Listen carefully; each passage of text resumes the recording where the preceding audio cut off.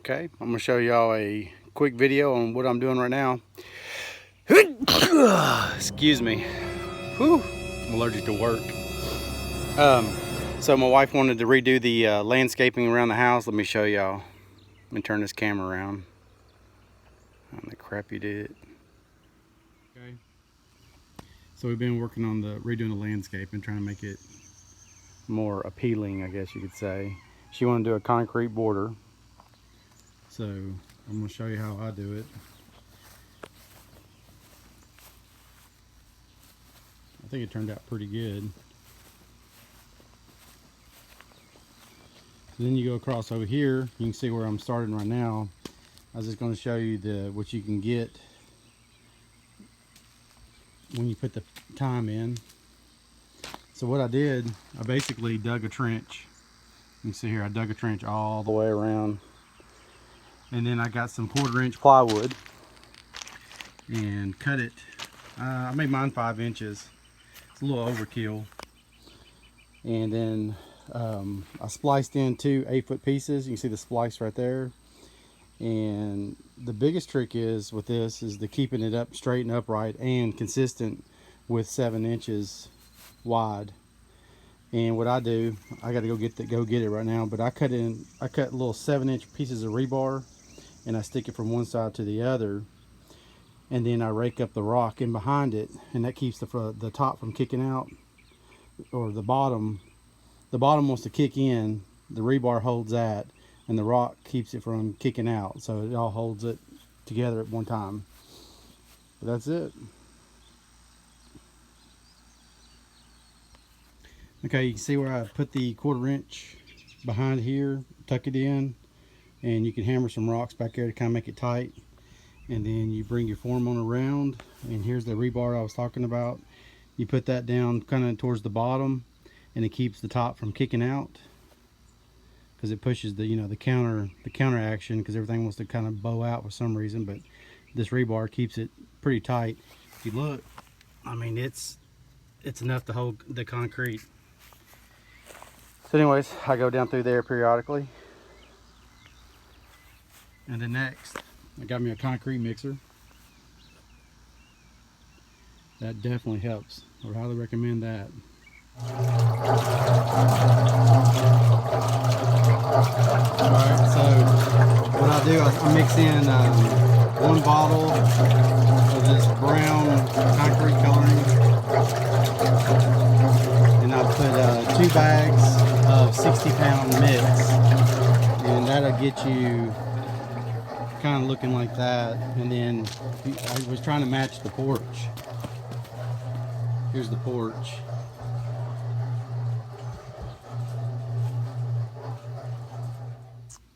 Okay, so once you get your concrete mixed up and poured in, then you take your edger and you just rub down the edges. It's kind of hard videoing and doing it at the same time.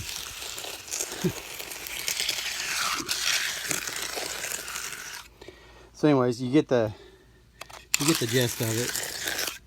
Once you get that right there done, because you got the some of it kicks up in the middle, so you just come back and just rub that down in the middle, and it comes out starting to look pretty smooth. And you gotta wait for it to tighten up. Then when you get it tightened up, I got some rubber stamps over there.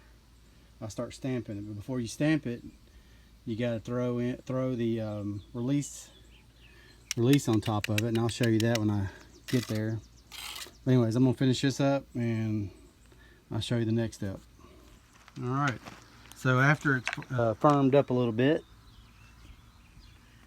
you take your release powder and you just throw it on there like this. It's kind of like making biscuits. You gotta get it released off that countertop. Anyways, you just want a light dusting of the release, so when you put your stamp on there, it leaves the imprint of the slate.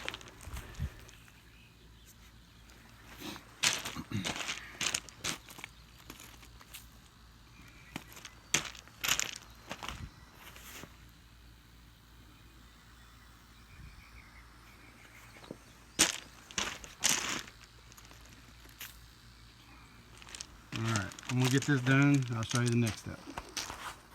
All right, so the next step is the fun part. You got your slate stamp. I borrowed these from my brother-in-law that lives in Atlanta, Georgia. He has his own concrete company. So I've got it where it just barely fits inside the form. And then once you get that, all you gotta do is just slightly tap it.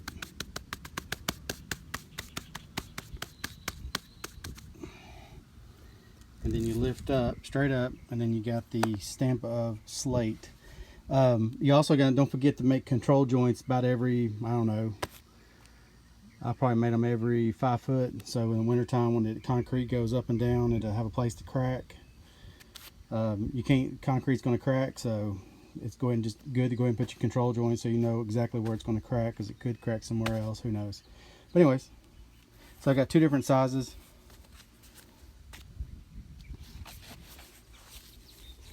And now just lay this one in right beside this one. And then you just tap it in.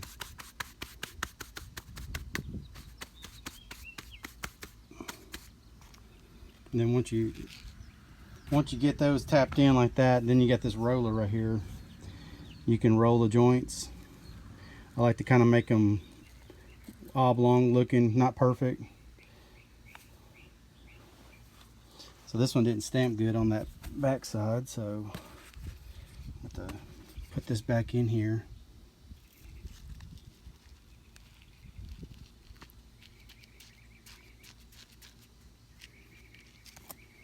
There it goes, got it.